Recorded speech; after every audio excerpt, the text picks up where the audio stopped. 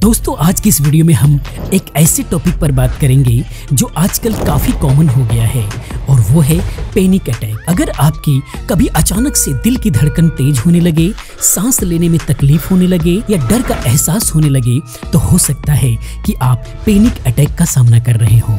इस वीडियो को पूरा जरूर देखें। इस वीडियो के अंदर हम लोग समझने की कोशिश करेंगे कि पैनिक अटैक एक्चुअली होता क्या है, इसके लक्षण क्या होते हैं, कारण क्या होते हैं और इससे कैसे बचा जा सकता है। अगर पैनिक अटैक हो चुका है तो उस कंडीशन में हमें क्या करना चाहिए ताकि हम बिल्कुल भी बच सके, स्वस्थ रह सके। ये वीडियो बहुत ही ज़्यादा हेल्प करने वाली है। अगर आप भी ऐसे किसी सिचुएशन से गुजर रहे हैं तो ये वीडियो पूरी ज़रूर देखें, इससे बहुत ही ज़्यादा आपकी हेल्प होने वाली है। इस वीडियो को लाइक करके हमारा हौसला भी बढ़ाते रहें और अपने दोस्त और मित्रों के साथ शेयर भी करते रहें ताकि ये जानकारी सभी के पास पहुँचती रहे। आइए आगे हम लोग समझने की कोशिश करते हैं। सबसे पहले हम लोग ये समझते हैं कि आखिर में पैनिक अटैक होता क्या है। तो पैनिक अटैक एक तरह का इंस्टेंट एंजाइटी का मोमेंट होता है जो बिना किसी वार्निंग के ही होता है, लेकिन इंसान को लगता है कि उसकी जान खतरे में है, जबकि अक्सर कोई ऐसा रियल डेंजर कंडीशन नहीं होता है, रियलिटी डेंजर कंडीशन नहीं होता, लेकिन उसको ऐसा लगता है कि अभी हमारी जान जाने वाली है। बिल्कुल डरने सा लगता है। यह एक साइकोलॉजिकल कंडीशन होता है जो फिजिकल सिम्टम्स के रूप में ही दिखाई देता है, लेकिन फिजिकली ऐसा होता नहीं है। इसी को पैनिक अटैक कहा जाता है।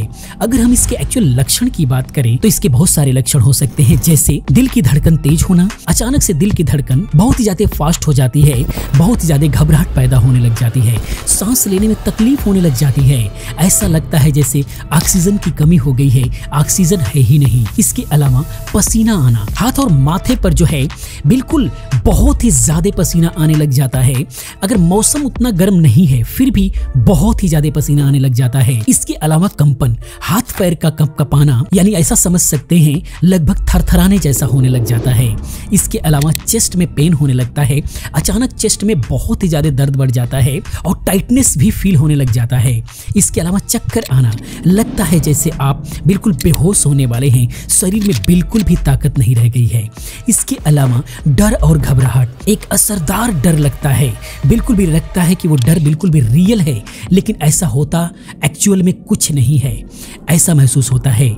इसके अलावा हाथ पैरों या चेहरे पर सनसनाहट सा पैदा होना, ये सारे लक्षण होते हैं। अगर ये लक्षण दिखाई दे तो आपको समझना होगा कि आप पैनिक अटैक में हैं। अगर हम इसके कारण की बात करें तो इसके अंदर सबसे बड़ा जो कारण होता है वो होता है स्ट्रेसफुल सिचुएशन, ज्यादा स्ट्रेस लेना या प्रेशर में रहना। मान लीजिए आप नॉर्मल हैं, अचानक कोई ऐसी कंडीशन हो जाती है जिससे आपको अचानक स्ट्रेस बढ़ जाता है, टेंशन बढ़ जाती है, तो उस कंडीशन में ऐसा हो सकता है।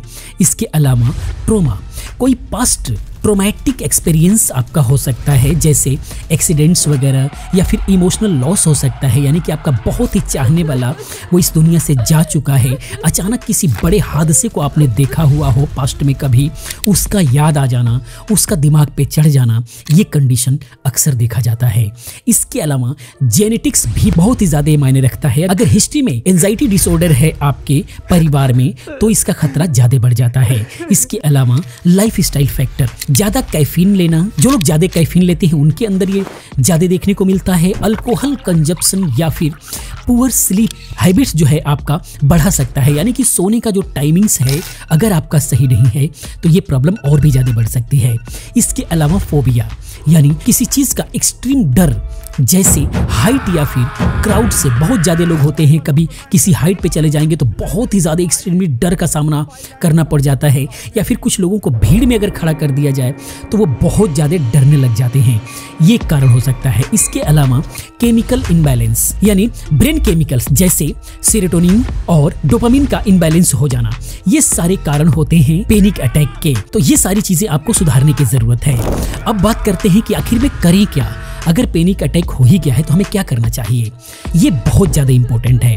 उस कंडीशन में आपको जो है डीप ब्रीदिंग करना चाहिए, यानी कि आंखें बंद करके डीप ब्रीदिंग आपको शुरू कर देना चाहिए 4 सेकंड, यानी कि धीरे धीरे आपको करना है, 4 सेकंड तक सांस को इनहेल करें, हवा को इनहेल करें और 4 सेकंड तक होल्ड करके रखें अंदर में, और उसके बाद 6 सेकंड तक जो है एक्सेल करें, बाहर निकालें। ये बहुत ज्यादा फायदा करता है, इमीडिएट फायदा दिखाता है।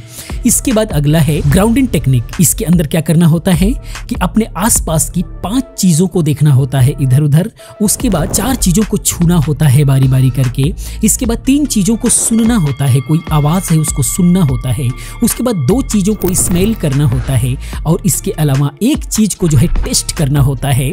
यह आपका ध्यान डाइवर्ट करने में बहुत ही ज्यादा कामयाब एक्सरसाइज है। इसकी आपको प्रैक्टिस करके रखना चाहिए अगर आपको ऐसा अक्सर हुआ करता है तो। इसके बाहर जो है पॉजिटिव एफर्मेशन, यानी कि खुद से बोलो, आपको पॉजिटिव रहना होगा। टेम्पररी रूप से खुद को ये बोलना होगा कि मैं बिल्कुल ठीक हो रहा हूँ, मैं बिल्कुल ठीक हो जाऊंगा। आपको अंदर से पॉजिटिव रहने की जरूरत है। ये सब प्रैक्टिस करने की जरूरत होती है। जो लोग भी इस टाइप की समस्या से एक बार भी गुजर चुके हैं तो उन्हें ये सब सारी चीजें प्रैक्टिस में रखना चाहिए। इसके अलावा आपको ठंडा पानी पीना चाहिए, बॉडी को कम डाउन करने की कोशिश करना चाहिए, जिससे तुरंत आपको रिलीफ मिलेगा। इसके अलावा किसी क्लोज फ्रेंड या फिर फैमिली मेंबर से आपको बात करना चाहिए। ये सारी चीजें अगर आप करते हैं तो कैसा भी पैनिक अटैक आया हुआ है आपको तुरंत रिलीफ मिल जाएगा। इसके अलावा अगर हम इलाज की बात करें तो पैनिक अटैक का इलाज क्या है, तो इसके लिए थेरेपी बहुत ही ज्यादा कामयाब है, जिसके अंदर कॉग्निटिव बिहेवियरल थेरेपी या जिसको सीबीटी बोला जाता है, ये काफी इफेक्टिव होता है। इसके अंदर आपको पैनिक अटैक के ट्रिगर को समझने और उनसे डील करने का टूल सिखाया जाता है। इसके अलावा जो अगला है वो है मेडिकेशन का सहारा। एंटी एंजाइटी या एंटी डिप्रेशन मेडिटेशन का शॉर्ट टर्म या फिर लॉन्ग टर्म यूज किया जा सकता है, लेकिन डॉक्टर की सलाह जरूरी है। डॉक्टर की निगरानी में मेडिकेशन लेना बहुत ही ज्यादा जरूरी है। इसके बाद है लाइफ स्टाइल को चेंज करना। रेगुलर एक्सरसाइज करना बेहद जरूरी है। मेडिटेशन या फिर योगा को अपनाना बहुत ज्यादा जरूरी है लाइफ में इस कंडीशन में। इसके अलावा हेल्दी डाइट को फॉलो करें। इसके अंदर कैफीन बिल्कुल कम कर दें या फिर ना लें तो बेहतर होगा। अल्कोहल का कंजप्शन बिल्कुल भी ना करें अगर इस तरह की प्रॉब्लम है तो। इसके अलावा सपोर्ट ग्रुप, यानी कि इस टाइप का ग्रुप आपको ज्वाइन कर लेना चाहिए, जिसके अंदर सभी लोग अपना अपना एक्सपीरियंस शेयर करते हैं। ये आपको समझने में मदद करेंगे कि आप सिर्फ अकेले नहीं हैं। इस तरह के बहुत सारे लोग हैं जो इससे जूझ रहे हैं और ये सब सारी चीजों को इस्तेमाल करके वो खुश रह रहे हैं और हेल्दी रह रहे हैं और इस बीमारी से निजात पा ले रहे हैं। इसके लिए ग्रुप्स एक बहुत अच्छा फायदा पहुंचाता है। अब हम बात करते हैं कुछ मिथ की जो पैनिक अटैक को लेकर के हैं, जिसको समझना बेहद जरूरी है। पहला मिथ ये है कि पैनिक अटैक जानलेवा होता है, जो कि बिल्कुल भी ये गलत है। सत्य क्या है, ये जानलेवा नहीं होता, लेकिन अनकंफर्टेबल जरूर होता है। थोड़ी देर के लिए अचानक ये बिल्कुल अनकंफर्टेबल कर देगा आपको, जिससे आपके लिए थोड़ी देर के लिए बहुत बड़ी समस्या नजर आने लग जाती है। दूसरा मिथ क्या है कि ये सिर्फ वीक लोगों को ही होता है, जो कि बिल्कुल गलत है। सत्य क्या है कि ये किसी को भी हो सकता है, चाहे वो कितना भी स्ट्रांग हो। इसके बाद अगला मिथ है पैनिक अटैक का कोई क्योर नहीं है, जो कि ऐसा बिल्कुल भी नहीं है। थेरेपी और लाइफस्टाइल चेंजेस से इसका इलाज बिल्कुल भी पॉसिबल है, बिल्कुल जड़ से खत्म किया जा सकता है। अब हम बात करते हैं कंक्लूजन की लास्ट में। तो पैनिक अटैक एक सीरियस कंडीशन है, लेकिन इसका इलाज और मैनेजमेंट पॉसिबल है बिल्कुल भी। अगर आप या आपका कोई भी अपना अगर इस प्रॉब्लम से गुजर रहा है तो आप एक प्रोफेशनल की मदद जरूर लें। अपने हेल्थ को लाइटली बिल्कुल भी ना लें। ज्यादा से ज्यादा पॉजिटिव लाइफ स्टाइल अपनाने की कोशिश करें। हमेशा पॉजिटिव रहें, ये बहुत ही अच्छा आपके लिए हो सकता है।